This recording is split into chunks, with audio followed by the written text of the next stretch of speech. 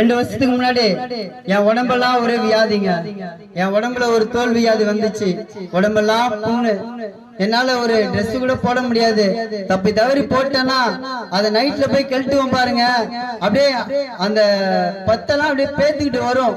அப்படிதான் கெழுட்டுவேன். எங்க அம்மா தான் என்ன பண்ணுவாங்க, ஜெபம் பண்ணுவாங்க எனக்காக.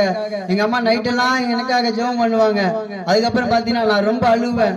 பஸ்ல போகும்போது வரும்போதோ ஒரே அவமானமா இருக்கும். யாருமே என்ன கிட்ட நிக்க மாட்டாங்க. ஏன்னா என் கையெல்லாம் அப்படி இருக்கும், என் முகம்லாம் அப்படி இருக்கும். அதனால யாரும் கிட்ட நிக்க மாட்டாங்க. பஸ்ல போய் கையை வைப்பேன், டக்குன்னு அவங்க கையை நவுத்துவாங்க. ஒரு மனுஷனுக்குள்ள பாத்தீங்கன்னா ஒரு வியாதி வந்துச்சுன்னா யாருமே நேசிக்க மாட்டாங்க. ஆனா என் நேசி கிறிஸ்து அப்படி இல்லைங்க, எல்லாரையும் நேசிக்கிறாருங்க.